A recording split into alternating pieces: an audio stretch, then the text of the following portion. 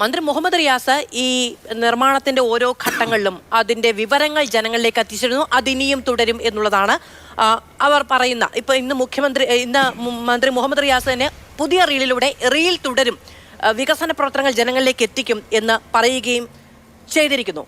ഇവിടെ ഒരു പ്രശ്നം എന്ന് പറയുന്നത്, നമ്മുടെ നാട്ടിൽ ദേശീയപാത വരണം, വികസനം ഉണ്ടാകണമെന്നത് സംബന്ധിച്ച് നമുക്കൊരു തർക്കവുമില്ല. വിഴിഞ്ഞമടക്കമുള്ള പോർട്ടുകളുടെ ഒക്കെ ഏറ്റവും മികച്ച പ്രവർത്തനത്തിന് ഇതൊക്കെ ആവശ്യവുമാണ്. നമ്മുടെ നാട്ടിലേക്ക് റോഡ് ഉണ്ടെങ്കിലേ മറ്റെല്ലാ കാര്യങ്ങൾക്കും ഈ പറയുന്ന പുരോഗതി ഉണ്ടാവുകയുള്ളൂ. പക്ഷേ എവിടെയൊക്കെ പൊട്ടുന്നു എന്ന് എല്ലാ ആഴ്ചയും നോക്കിയിരിക്കാൻ പറ്റുമോ? ഇപ്പൊ കാലവർഷം വരികയാണ് 2-3 ദിവസത്തിനുള്ളിൽ. എവിടെയൊക്കെ പ്രശ്നങ്ങൾ ഉണ്ടാകുമെന്നുള്ളത്, മലയോര മേഖലകളിലടക്കം പ്രശ്നങ്ങൾ ഉണ്ടാകുമെന്നുള്ളത്, വെള്ളമൊഴുക്കിന്റെ കാര്യത്തിൽ പ്രശ്നമുണ്ടാകുന്നു, വെള്ളക്കെട്ടുണ്ടാകുമെന്ന കാര്യത്തിൽ, ഈ കാര്യങ്ങളിലൊക്കെ പഠനം നടത്താതെയാണ് NHAI ഇത് നടപ്പിലാക്കിയത്, ഈ പ്രോജക്റ്റ് ഉണ്ടാക്കിയത്, ഇത് നടപ്പിലാക്കിയത്, ഇതിന്റെ നിർമ്മാണം നടത്തിയത് എന്ന് വിചാരിക്കേണ്ട ഘട്ടമായോ?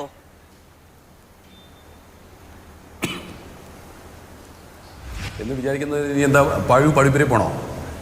ഇവിടെ ദേശവാസികൾ പോലും തുടക്കം മുതൽ പറയുന്നു, നിങ്ങളിങ്ങനെ ചെയ്താൽ ഇതിവിടെ താങ്ങില്ല. ആ ഭൂമിശാസ്ത്രപരമായ ഘടന അറിയാവുന്നവർ, അവിടുത്തെ കർഷകർ ഉൾപ്പെടെ, സാധാരണക്കാരുൾപ്പെടെ ഇത് പറഞ്ഞിട്ട് ഇതൊന്നും കേൾക്കാതെ തോന്നുംപടി ചെയ്തിട്ട് ഇനിയും അതിനെക്കുറിച്ച് പരിശോധിക്കണമെന്ന് പറഞ്ഞാൽ എന്ത് ലോജിക്കാവുള്ളത്? നോക്കൂ, ഇവിടെ നമുക്ക് കൃത്യമായി ഒരു പറഞ്ഞതിന് മാത്രം മറുപടി പറയാം. ഗോപാലകൃഷ്ണൻ പറഞ്ഞു ഹൈവേ നിർമ്മാണവുമായി ബന്ധപ്പെട്ട്.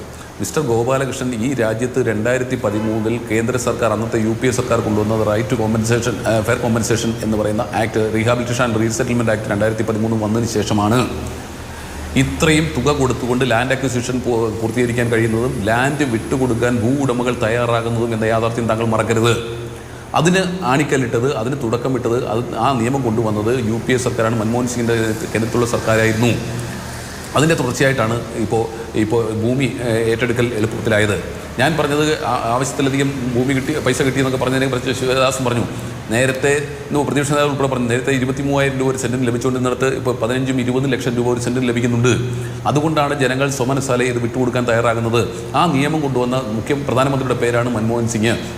അത് കൊണ്ടുവരുമ്പോൾ സ്വാഭാവികമായിട്ട് നിങ്ങൾ പറയും ഷെഡ്യൂൾ 4 അതിൽ ഉൾപ്പെടുത്തിയിരുന്നില്ല എന്ന്. അങ്ങനെയാണെങ്കിൽ അതിൽ സെക്ഷൻ 105, 106 പ്രകാരം വീണ്ടും ഓർഡിനൻസ് ഇറക്കി ഇത് കൊണ്ടുവരാനുള്ള അവകാശമുണ്ടായിരുന്നു. അതനുസരിച്ച് കേന്ദ്ര സർക്കാർ 4 തവണ ഓർഡിനൻസ് കൊണ്ടുവന്നിരുന്നു.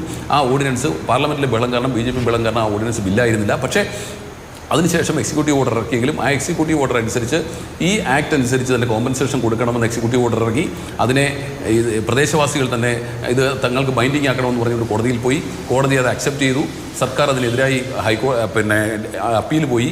അപ്പീലും തള്ളിപ്പോയി. ഏറ്റവും അവസാനം ഇപ്പോൾ ആ ആക്ട് അനുസരിച്ച് 2013 ശ്രീ മൻമോഹൻ സിംഗ് പാസ്സാക്കിയ ആ ആക്ട് അനുസരിച്ചുള്ള കോമ്പൻസേഷൻ കൊടുത്താണ് ഈ ഹൈവേകളെല്ലാം നിർമ്മിക്കുന്നത് എന്ന് ബോധ്യപ്പെടുന്നതിലൂടെ ഈ ഹൈവേ നിർമ്മാണത്തിന് അടിസ്ഥാന സൗകര്യം ഒരുക്കിയത് മൻമോഹൻ സിംഗ് സർക്കാരാണ് എന്ന് താങ്കൾക്ക് ബോധ്യപ്പെട്ടില്ലെങ്കിലും ഞാൻ ജനങ്ങളെ ഒന്ന് ബോധ്യപ്പെടുത്തിക്കോട്ടെ. രണ്ടാമത്തേത് അദ്ദേഹം പറയുന്നത് ഈ MLA യും MP ഒക്കെ എന്തോ എടുക്കായിരുന്നു, പോയി അവിടെ തടഞ്ഞു നിർത്തണ്ടായിരുന്നോ, അടിച്ച് തീർക്കണ്ടായിരുന്നോ, പണിയാൻ സമ്മതിക്കില്ലായിരുന്നല്ലോ എന്നൊക്കെയാണ് ഗോപാലകൃഷ്ണൻ പറഞ്ഞത്. നിങ്ങൾക്കും ഇല്ലേ ഉത്തരവാദിത്തങ്ങളൊക്കെ? ഇവിടെ നോക്കൂ, 2 ഉദാഹരണം ഞാൻ ചൂണ്ടിക്കാണിക്കാം. പരിസ്ഥിതി പ്രവർത്തകയായ മേധാ പട്കർ, അവർ പ്രധാനമന്ത്രിക്ക് എഴുതി, നിതിൻ ഗഡ്കരിക്ക് എഴുതി, അവർ മുഖ്യമന്ത്രിയെ കാണാൻ ശ്രമിച്ചു. മുഖ്യമന്ത്രിയെ കാണാൻ ശ്രമിച്ചപ്പോൾ തടഞ്ഞു. മുഖ്യമന്ത്രിയെ കണ്ടേ പോകുമെന്ന് പറഞ്ഞ് റോഡിൽ കുത്തിയിരുന്നു. അവസാനം മുഖ്യമന്ത്രിയെ കണ്ടു.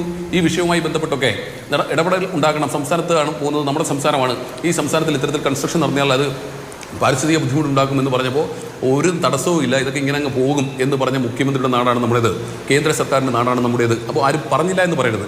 MP മാരും MLA മാരും ഇങ്ങനെയാണെങ്കിൽ എല്ലാ പ്രോജക്റ്റിനും റോഡിൽ ഇറങ്ങി തടയുകയാണോ പതിവ്?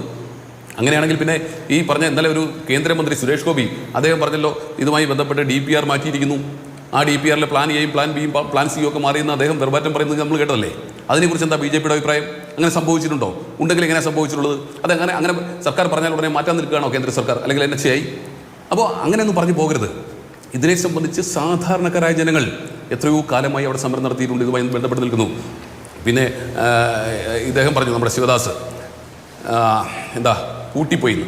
മിസ്റ്റർ ശിവദാസ്, ഞാനൊന്ന് ചോദിക്കട്ടെ, NHAIയുടെ ഏത് ഓഫീസാണ് കേരളത്തിൽ പൂട്ടിയിട്ട് പോയിട്ടുള്ളത്? ഒന്ന് പറയാമോ? എവിടെയായിരുന്നു ആ ഓഫീസ്? ഏത് കെട്ടിടത്തിലായിരുന്നു ആ ഓഫീസ്?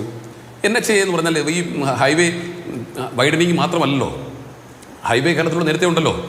ആ ഹൈവേയുടെ വൈഡനിങ്ങുമായി ബന്ധപ്പെട്ട തർക്കം നിന്നു എന്നുള്ളത് ശരിയാണ്. പൂട്ടിപ്പോയി നിങ്ങൾ നിരന്തരം പറയുന്നത് ഏത് ഓഫീസാണെന്ന് താങ്കളൊന്ന് പറഞ്ഞു തരാമോ? താങ്കൾ ഒരു MP അല്ലേ, ഒന്ന് പറഞ്ഞു തരാമോ? അതിനപ്പുറത്തേക്ക് അദ്ദേഹം പറയാണ്, എന്താ നിങ്ങൾ എന്തൊക്കെ ചെയ്തു എന്ന് ചോദിക്കുമ്പോൾ ഞങ്ങൾ ഇലക്ട്രിക് പോസ്റ്റ് അങ്ങോട്ട് മാറ്റിയിട്ട് കൊടുത്തു, പിന്നെ അതുപോലെ തന്നെ പൈപ്പ് ലൈൻ മാറ്റിയിട്ട് കൊടുത്തു. ഇപ്പോൾ എൻ്റെയും മാധുവിൻ്റെയൊക്കെ വസ്തുക്കൾ റീസർവേ നടക്കുകയാണ്. ആ റീസർവേക്ക് നമ്മുടെ സർവേയർമാർ വരുന്നതിന് മുമ്പ് നമ്മളെ അറിയിക്കും. ആ പ്രദേശത്തെ കാട് വെട്ടി തെളിച്ചു കൊടുക്കണം, കല്ലുകൾ ബൗണ്ടറി തെളിയിക്കുന്ന കല്ലുകൾ കാണിച്ചു കൊടുക്കണം. ഇതൊക്കെ നമ്മുടെ ഉത്തരവാദിത്വമാണ്, വസ്തുവിൻ്റെ ഉടമസ്ഥൻ്റെ ഉത്തരവാദിത്വമാണ്. അതിൻ്റെ അർത്ഥം വസ്തു ഉടമസ്ഥനാണ് ഈ സർവേ നടത്തിയെന്നാണോ? അല്ല, അത് സർവേ ഡിപ്പാർട്ട്മെൻറ്റ് നടത്തുന്നത്. ഇവിടെ NHAയെ സംബന്ധിച്ചും ഇത്തരത്തിൽ പണികൾ നടക്കുമ്പോൾ സൈഡിലുള്ള പോസ്റ്റൊക്കെ മാറ്റിയിട്ട് കൊടുക്കേണ്ടത് സ്വാഭാവികമായും സംസ്ഥാന സർക്കാരിൻ്റെ ബാധ്യതയാണ്. അതിനെന്താണെന്ന് ഈ റീൽ എടുക്കാനും അവിടെ പോയി നിൽക്കാനും മുഹമ്മദ് റിയാസിന് കാര്യം? ഇലക്ട്രിസിറ്റി വകുപ്പല്ലേ അത് ചെയ്യേണ്ടത്? അങ്ങനെയാണെങ്കിൽ അവിടെ പറയേണ്ടത് ഇലക്ട്രിസിറ്റി കൃഷ്ണൻകുട്ടിയല്ലേ പറയേണ്ടത്? അതിനപ്പുറത്തേക്ക് ഫോറസ്റ്റുമായി ബന്ധപ്പെട്ടാണെങ്കിൽ AK ശശീന്ദ്രനല്ലേ പറയുന്നത്? അവിടെയൊക്കെ എന്താണ് മുഹമ്മദ് റിയാസിന് കാര്യം? അവിടെയാണ് പ്രശ്നം. ഇത് നിങ്ങളുടെ ആഗോള സംഭവമാക്കി മാറ്റാൻ നിങ്ങൾ ശ്രമിച്ചു, അവിടെ നിങ്ങൾ തകർന്നുപോയി. ഇനി താങ്കൾ പറഞ്ഞ റഹീമുമായി ബന്ധപ്പെട്ട വിഷയം, ആ റഹീമുമായി ബന്ധപ്പെട്ട വിഷയത്തെ സംബന്ധിച്ച് ഞാനൊന്ന് സൂചിപ്പിക്കട്ടെ. താങ്കൾ പറഞ്ഞല്ലോ ഏത് സ്റ്റേറ്റിലാണ് ഇത്തരത്തിൽ NHAയുടെ ടോൾ ഷെയർ ചെയ്യാനുള്ള പ്രൊവിഷൻ ഉള്ളത്? താങ്കൾ എന്നെ ഒന്ന് ബോധ്യപ്പെടുത്തരാമോ? ഈ റഹീം ചോദിച്ച ക്വസ്റ്റ്യൻസിൽ ക്വസ്റ്റ്യൻ നമ്പർ C, അതിലെന്താണ് അതിൻ്റെ ആൻസർ എന്നറിയാമോ? ആ ചോദ്യം ഞാനൊന്ന് വായിക്കാം ആദ്യം. The state which have contributed 25% of funds for the land acquisition for highways across the country. ഈ രാജ്യത്ത് 25% ഫണ്ട് ലാൻഡ് അക്വിസിഷന് വേണ്ടി, ഭൂമി ഏറ്റെടുക്കലിന് വേണ്ടി ചെലവാക്കിയിട്ടുള്ള സംസ്ഥാനങ്ങൾ ഏതൊക്കെ? കൃത്യമായി മന്ത്രി പറയുന്നു. Several States have already contributed / agreed to contribute towards the cost of land acquisition up to 100% for specific NH projects including the state of, അതായത് 100% വരെ ലാൻഡ് അക്വിസിഷൻ തുക കൊടുത്തുള്ള സംസ്ഥാനങ്ങളുണ്ട്. 25% കൊടുത്ത കേരളമുണ്ട്, അതുപോലെ തന്നെ ബീഹാറുണ്ട്, തമിഴ്നാടുണ്ട്, കർണാടകയുണ്ട്, ആന്ധ്രയുണ്ട്, ഒഡീഷയുണ്ട്, പഞ്ചാബുണ്ട്, ഹിമാചൽ പ്രദേശുണ്ട്, വെസ്റ്റ് ബംഗാളുണ്ട്. അങ്ങനെ നിരവധി സംസ്ഥാനങ്ങളുടെ പേരും ആ റഹീമിന് കൊടുത്ത മറുപടിയിലുണ്ട്. താങ്കൾക്ക് ആവശ്യമുള്ള മാത്രം വായിച്ചാൽ പോരല്ലോ. അവിടെ എവിടെയെങ്കിലും എങ്ങനെയാണ് NHAയുടെ ടോൾ പിരിച്ചത് ഷെയർ കൊടുക്കാൻ കഴിയുക? എന്ത് അടിസ്ഥാനത്തിൽ, ഏത് നിയമത്തിൻ്റെ പിൻബലത്തിലാണ്? താങ്കളൊന്ന് പറയും. താങ്കൾ പാർലമെൻ്റ് അംഗമല്ലേ? പാർലമെൻറ്റ് പാസ്സാക്കിയ NHA ആക്റ്റുമായിട്ട് ബന്ധപ്പെട്ട് എങ്ങനെയാണത് കൊടുക്കാൻ കഴിയുക? അപ്പോൾ വസ്തുതാവിരുദ്ധമായ കാര്യങ്ങൾ പറയരുത്. അത് വേറെ ആരെങ്കിലുമൊക്കെ അനിൽകുമാറോ അല്ലെങ്കിൽ അരുൺകുമാറൊക്കെ ഒന്ന് പറഞ്ഞാൽ മനസ്സിലാകും. താങ്കൾ MP ആയിരിക്കുന്ന ആളല്ലേ, ഇത്തരത്തിൽ വസ്തുതാപരമായി സംസാരിക്കണ്ടേ? ആ രീതിയിൽ നിങ്ങൾ ഓരോ പാർട്ടിയെ ഏൽപ്പിക്കുന്ന ദൗത്യമാണ് വക്താക്കൾ ചർച്ചയിൽ വന്ന് പറയുന്നത്. അങ്ങനെ പേരെടുത്ത് പറയുന്നില്ല. ഞാൻ അവസാനിപ്പിച്ചു. അങ്ങനെ അദ്ദേഹം പറഞ്ഞിട്ട് എനിക്ക് തരുമല്ലോ അല്ലേ? അദ്ദേഹം പറഞ്ഞിട്ട് എനിക്ക് മറുപടി തരാൻ സമയം കിട്ടും ഞാൻ കരുതുന്നു. തീർച്ചയായും. അല്ല, ഞാൻ പറഞ്ഞു തരട്ടെ. അപ്പോൾ ഇവിടെ വസ്തുതാപരമായി കാര്യങ്ങളെക്കുറിച്ച് സംസാരിക്കണം. ഇനി ഈ ആക്ട് വന്നതിന് ശേഷം, ഞാൻ മുമ്പ് ഒരിക്കൽ പറഞ്ഞതാണ്, ഈ ആക്ട് വന്നതിന് ശേഷം ഞാൻ മുമ്പ് സൂചിപ്പിച്ചതുപോലെ 23,000 24,000 രൂപ % കിട്ടുമായിരുന്നെങ്കിൽ ഇപ്പോൾ അത് 12, 14, 15 ലക്ഷമൊക്കെ, അതായത് ഫെയർ വാല്യൂ, നമ്മുടെ ഡിപ്പാർട്ട്മെൻറ്റ് രജിസ്ട്രേഷന് വേണ്ടി ഉപയോഗിക്കുന്ന ഫെയർ വാല്യൂ നേരത്തെ കൊടുക്കുമായിരുന്നെങ്കിൽ ഇപ്പോൾ മാർക്കറ്റ് വില കൊടുക്കുന്ന ഒരു നിയമം വന്നപ്പോൾ ആ ലാൻഡ് അക്വിസിഷനുമായി ബന്ധപ്പെട്ട് 2013 നിയമം വന്നതാണ് ഇതിന് അടിസ്ഥാനം എന്നുള്ള വസ്തു നമ്മുടെ മുമ്പിൽ നിൽക്കുകയാണ്. അങ്ങനെ ലാൻഡ് എടുക്കുമ്പോൾ സ്വാഭാവികമായും കേന്ദ്ര സർക്കാരിൻ്റെ NHAയ്ക്ക് ഇതിൻ്റെ ബാധ്യത കൂടും. അതുകൊണ്ട് സംസ്ഥാനങ്ങൾ ഇതിൻ്റെ ഷെയർ വഹിക്കണമെന്ന് പറഞ്ഞു. ഞാൻ ശിവദാസനോട് ചോദിക്കട്ടെ, നിങ്ങൾ 25% കൊടുത്തതിനെ കുറിച്ച് പറഞ്ഞു. ഈ സംസ്ഥാനത്ത് 50% കൊടുത്തിട്ടുണ്ടെങ്കിൽ ഉമ്മൻചാണ്ടി സർക്കാർ കൊല്ലം ബൈപ്പാസും അതുപോലെ തന്നെ ആലപ്പുഴ ബൈപ്പാസിൻ്റെയും നിർമ്മാണ പ്രവർത്തനങ്ങൾ തടഞ്ഞു കിടന്നപ്പോൾ നിലച്ചിരുന്നപ്പോൾ സംസ്ഥാന സർക്കാർ കേന്ദ്ര സർക്കാരുമായി ഒറ്റ കാര്യം കൂടി ശ്രീ ജ്യോതികുമാർ ചമക്കാലയിലേക്ക് ചോദിക്കുകയാണ്. അതിനുശേഷം നമുക്ക് മറ്റതിലേക്ക് പോകേണ്ടതുണ്ട്. അതിന് മുമ്പ് ഇടവേളയുണ്ട്. ഒറ്റ കാര്യം കൂടി നോക്കൂ. ഇപ്പോൾ സംസ്ഥാന സർക്കാർ 4 വർഷം പൂർത്തിയാക്കിയ അതിന്റെ പ്രോഗ്രസ് റിപ്പോർട്ട് കഴിഞ്ഞ കാലങ്ങളിലേതുപോലെ തന്നെ ജനങ്ങൾക്ക് മുന്നിലേക്ക് വെച്ചിരിക്കുകയാണ്. ഞാൻ നേരത്തെ അതിൽ നിന്നാണ് ദേശീയപാത അടക്കമുള്ള കാര്യങ്ങൾ പറയുകയും ചെയ്തത്. തിരഞ്ഞെടുപ്പ് വർഷമാണ്.